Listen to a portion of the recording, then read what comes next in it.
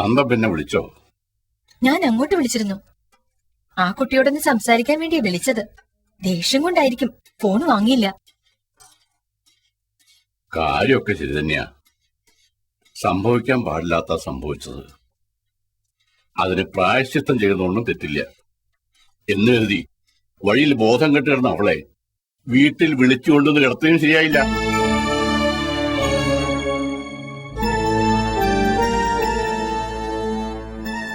പിന്നെ എന്ത് ചെയ്യണമായിരുന്നു അച്ഛൻ പറയുന്നത്? ഏതെങ്കിലും ഹോസ്പിറ്റലിൽ കൊണ്ടുവന്നാക്കിയിട്ട് ആ കുട്ടിയുടെ ബന്ധുക്കളെ വിവരം അറിയിക്കാവരുതല്ലോ.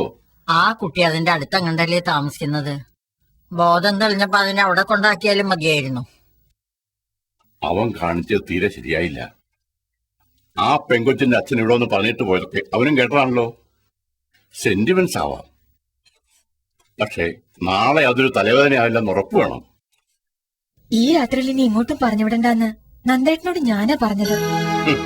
അത് ശരി. അപ്പൊ പ്രതി അവനല്ല. നീ ഇങ്ങനെ ഒന്നൊന്നും ആലോചിക്കാതെ അവനോടൊരൊന്ന് വിളിച്ചു പറയും.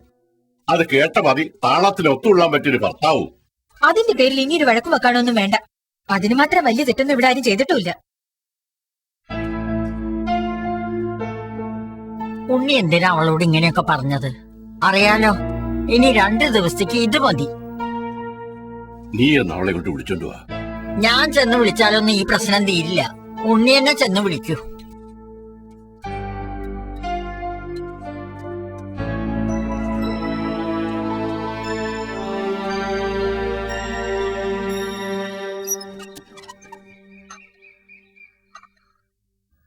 താര എഴുന്നേറ്റോ? ഇല്ലെന്ന് തോന്നുന്നു. ചായ ഇട്ടിട്ട് വിളിക്കാന്ന് കരുതി.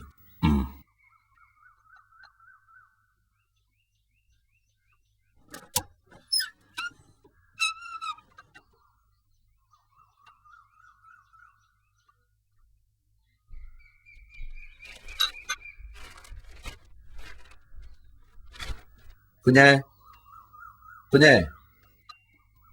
കുഞ്ഞേ കുഞ്ഞേ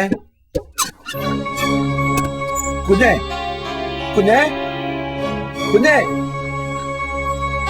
സാർ സാർ ഒന്നിങ്ങ് വന്നേ.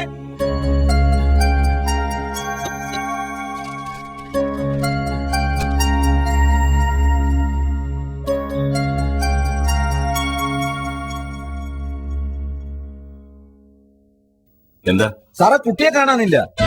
കാണാനില്ലേ? എവിടെ പോയി? താര താര ബാഗൊന്നും അവിടെ കാണുന്നില്ല സർ. പോയിട്ടുണ്ടാവും. പുറത്തേക്കുള്ള ഈ വാതിൽ തുറന്നാണ് പോയിരിക്കുന്നത്. രാവിലെ ഞാൻ നോക്കുമ്പോ അത് ചാരിയിട്ടേ ഉണ്ടായിരുന്നുള്ളൂ. പൂട്ടാൻ മറന്നതാണെന്നാ ഞാൻ വിചാരിച്ചത്.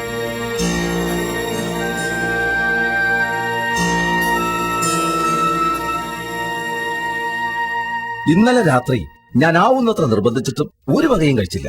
ഇന്ന് കോളേജിൽ പോകുന്ന കാര്യം സാർ പറഞ്ഞതല്ലേ. ഇനിയിപ്പോ എല്ലാവരുടെയും മുന്നിൽ വന്ന് നാണം കെടണ്ടെന്ന് കരുതിയിട്ടുണ്ടാവും. എന്തായാലും കഷ്ടമായി പോയി സാർ. മണി പുറത്തൊക്കെ ഒന്ന് പോയി നോക്കിയേ. നോക്കിയിട്ട് കാര്യമുണ്ടോ സാർ? അത് പോയതാ. പോയി വല്ല അത്യാപത്തിന് പെടാതിരുന്നാ മതിയായിരുന്നു. ഏതായാലും ഞാനൊന്ന് നോക്കിയേക്കാം.